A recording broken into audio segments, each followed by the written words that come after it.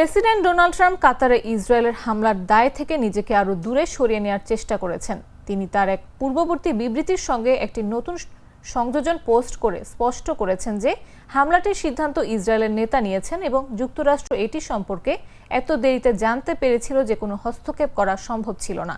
আজ ট্রাম্প তার truth social প্ল্যাটফর্মে লিখেছেন, এটি ছিল প্রধানমন্ত্রী নেতানিয়াহুর নেওয়া একটি সিদ্ধান্ত, এটি আমার সিদ্ধান্ত ছিল না। ট্রাম্প আরও বলেন, তার প্রশাসন যখন এই হামলা সম্পর্কে জানতে পারে এবং কাতারের কর্তৃপক্ষকে জানায়, তখন হামলাটি বন্ধ করার জন্য আর কিছুই করার ছিল না। ট্রাম্প লিখেছেন, আমি তাৎক্ষণিকভাবে বিশেষ দূত স্টিভ উইটকফকে নির্দেশ দিয়েছিলাম কাতারিদের আসন্ন হামলা সম্পর্কে অবহিত করতে, যা তিনি করেছিলেন। তবে দুর্ভাগ্যবশত হামলাটি বন্ধ করার জন্য অনেক দেরি হয়ে গিয়েছিল। তিনি পররাষ্ট্রমন্ত্রী মার্কো রুবিওকে কাতারের সঙ্গে একটি প্রতিরক্ষা সহযোগিতা চুক্তি চূড়ান্ত করার নির্দেশ দিয়েছেন। দুই দেশের মধ্যে এরই মধ্যে একটি চুক্তি রয়েছে, যা ট্রাম্প মে মাসে কাতার সফরের সময় সংশোধন করেছিলেন।